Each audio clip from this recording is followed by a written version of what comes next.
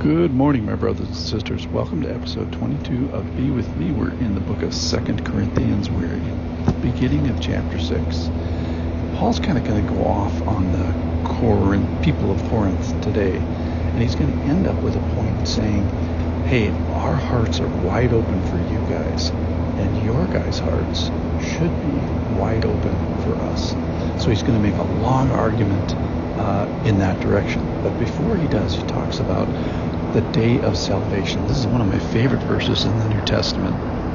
We've talked about it before for those of you who are with me. This is 6. I'm going to start with 1. Working together with him, then, we appeal to you not to receive the grace of God in vain.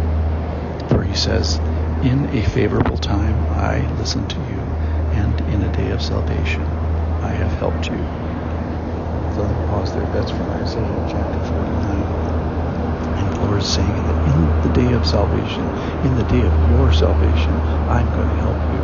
So something on that day, something is required of us, of the new believer. But it is an assisted help. And that is something that's required of God. And that's obviously the heavy lifting, the heavy spiritual stuff goes on his side of the equation. So at the moment, or at the pointy end of spiritual conviction, you are going to need help. And he is going to do that. He is going to be there for you. So just remember that verse, or remember that verse as you see other people reach that point end of spiritual condition. Okay, let me go back to the verse. This is 6:3 now. We put no obstacle in anyone's way, so that no fault may be found with our ministry. But as servants of God, we commend ourselves in every way by great endurance, in afflictions, in hardships, and calamities. Now, pay attention, everybody. There's 21 of these things. These are ways that he is commending himself to the Corinthians.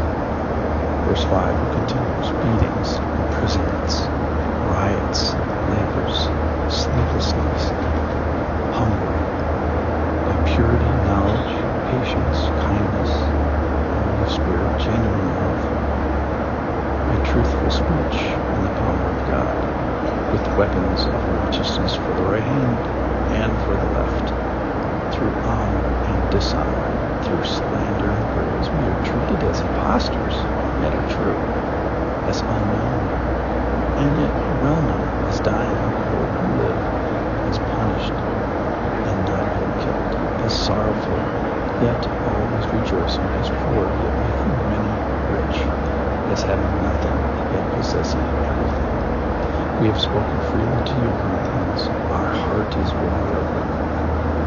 You are not restricted by us, but you are restricted in your own affections. In return, speak to us as children. Widen your hearts also. So think about what's required as a minister. He's going to commend himself as a minister to the Corinthians. And he is going to endorse himself. That is, he's going to give qualifications. And by my casual count, there's 23 of them.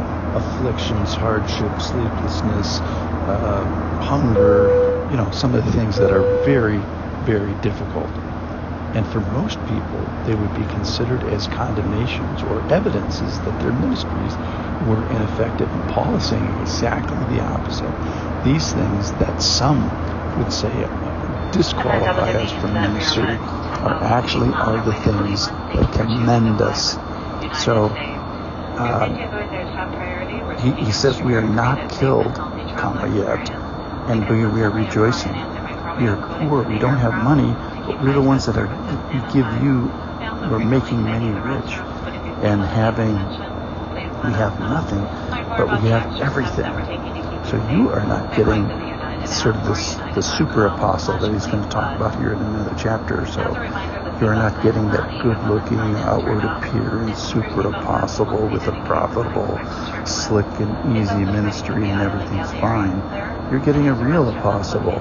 You're getting a real servant. You're getting a real teacher. You're getting one that has real risks and real joy, and his heart ends up being wide open for you. It's really wide open for you. So the final point here is that he does hey guys, our hearts are wide open towards you, and it's a marker for us. For those in the family of God, are our hearts open for them?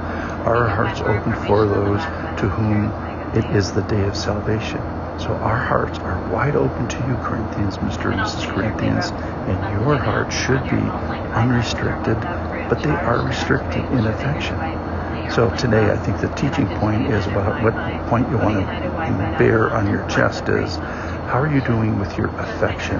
Is your heart wide open for the apostles' teaching, for the Bible, I suppose you could say? But I'm talking more very practical and real life teachers, servants, for those that labor among you. And if you don't have affection for them, let's pray, Lord, may you give us affection for the people of God and the pastors of God and those who lead us. Thanks for listening.